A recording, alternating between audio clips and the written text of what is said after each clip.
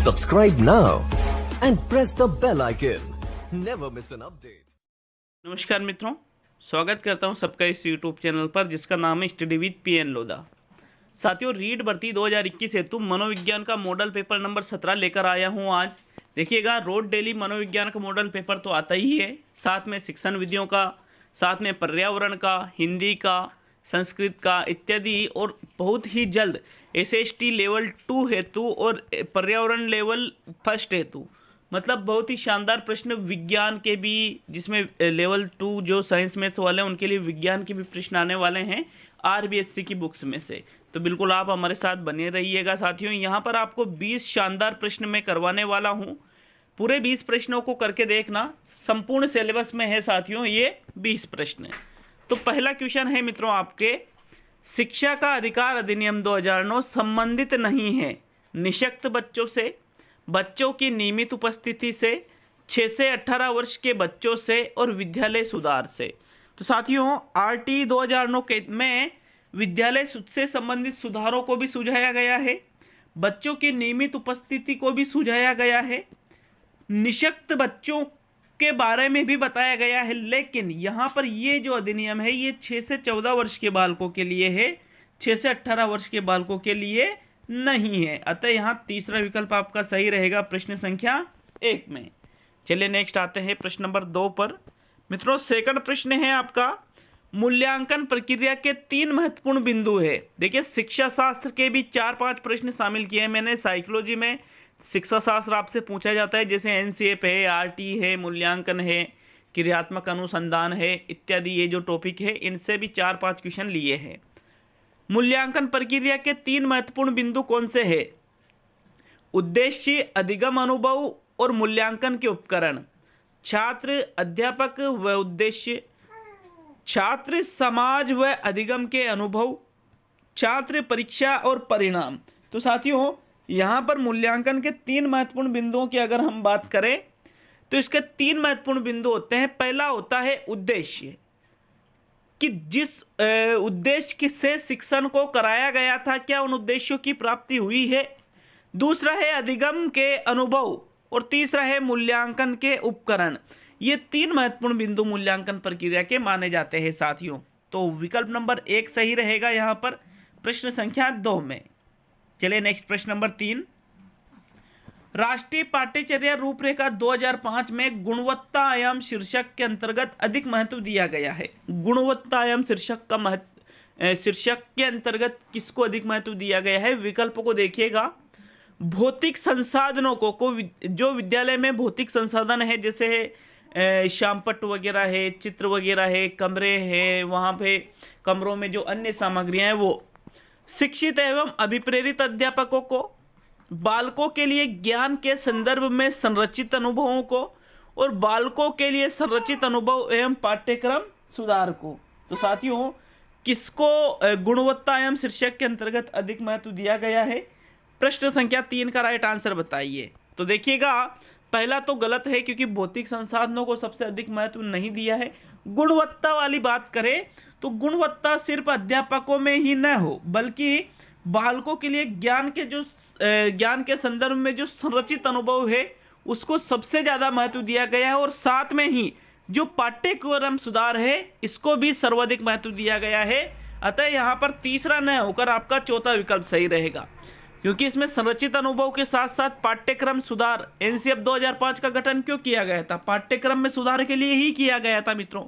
तो विकल्प नंबर 4 सही रहेगा आपका प्रश्न संख्या 3 में। नेक्स्ट प्रश्न संख्या 4, शिक्षण के संदर्भ में निम्न में से कौन सा कथन सही नहीं है?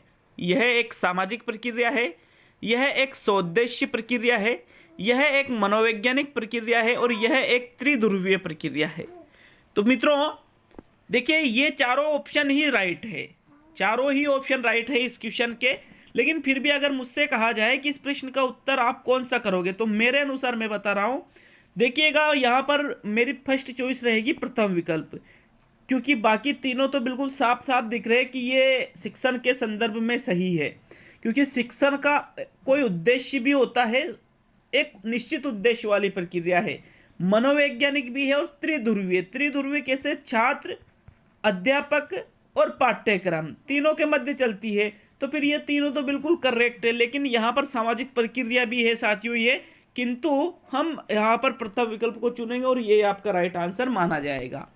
प्रश्न नंबर 5, निम्न में से कौन सा कौशल पूर्व ज्ञान का परीक्षण करता है? तो जो कौशल पूर्व ज्ञान का परीक्षण करे उसको बताना है। प्रस्तावना कौशल, उद्दीपन परिवर्तन कौशल, प्रदर्शन कौशल, समापन कौशल।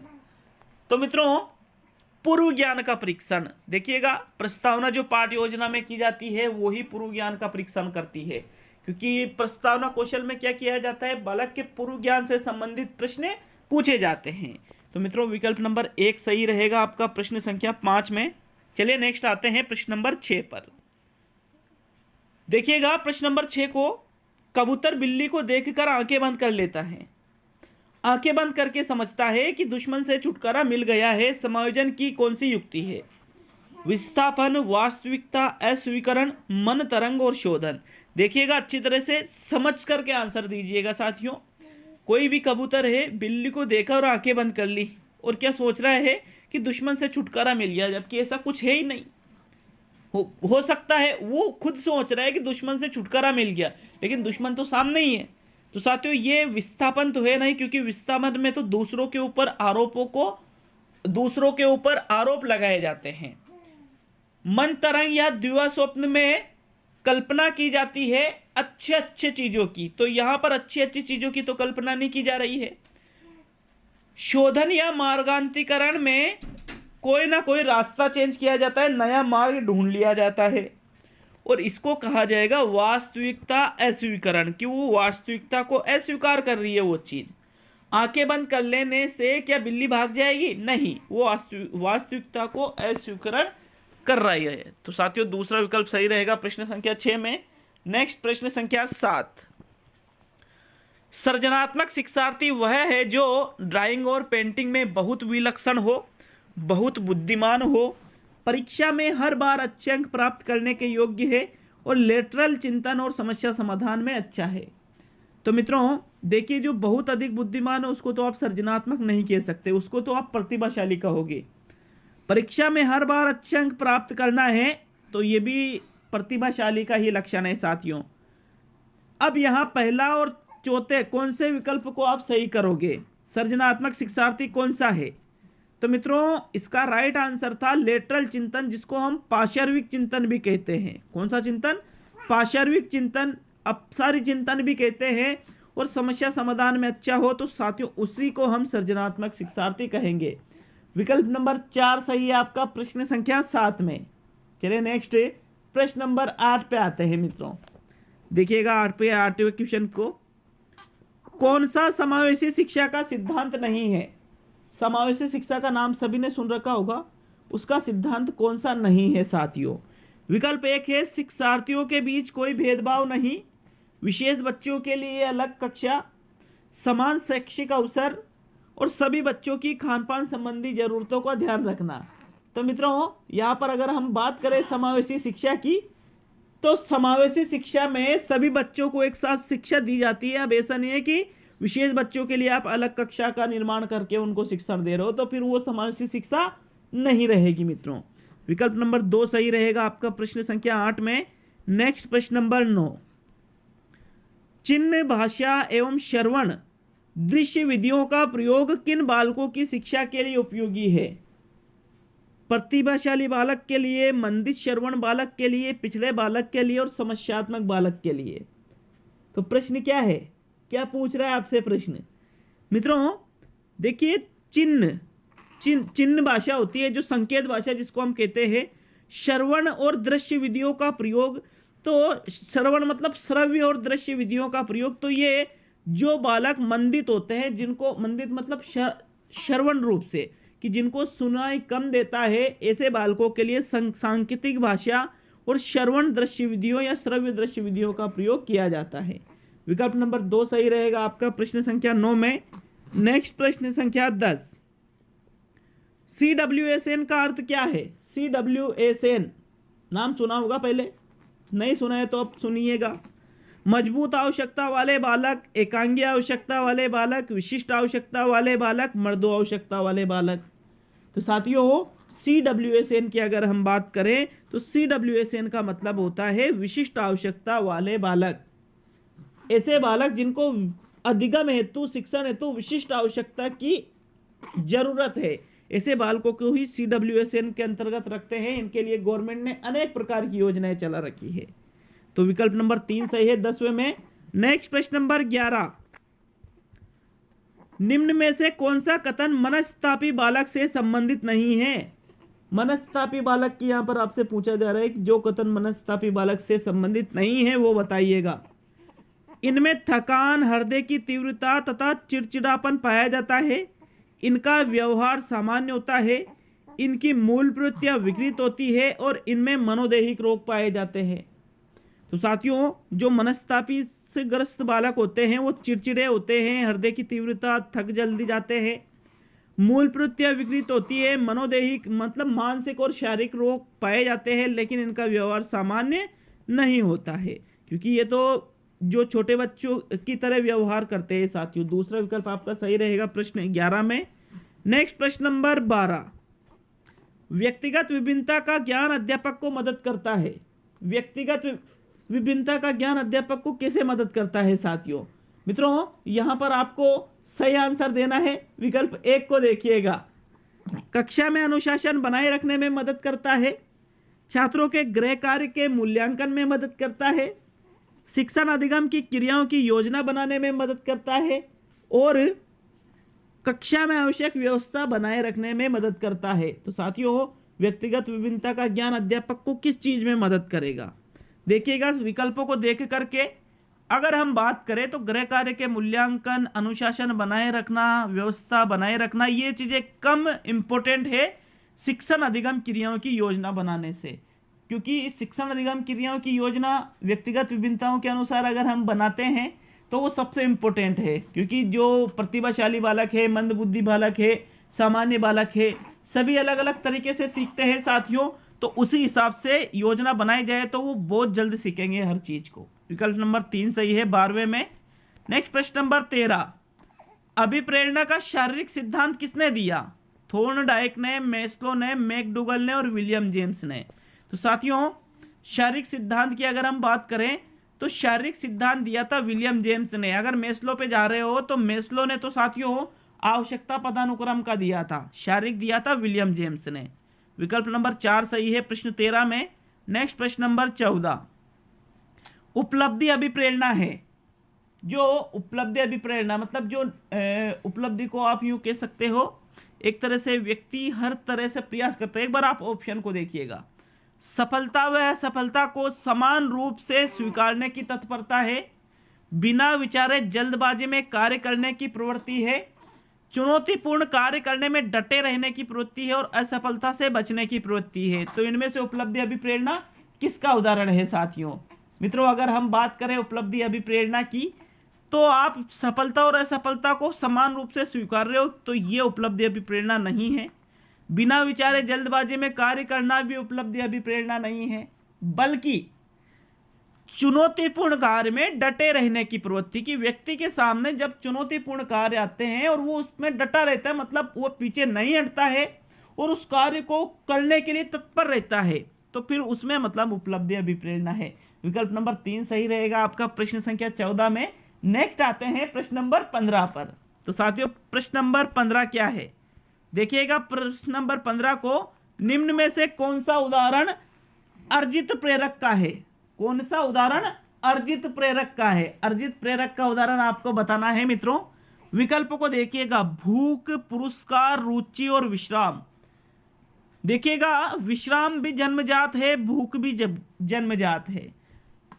पुरस्कार एक अर्जित प्रेरक का उदाहरण है साथियों, लेकिन यहां पर जो रुचि है, रुचि भी अर्जित प्रेरक का उदाहरण है। इसलिए यहां आपके दूसरा और तीसरा दोनों ही विकल्प सही है, बाकी पुरस्कार को आप फर्स्ट चॉइस करोगे। विकल्प नंबर 2 सही रहेगा आपका प्रश्न संख्या 15 में।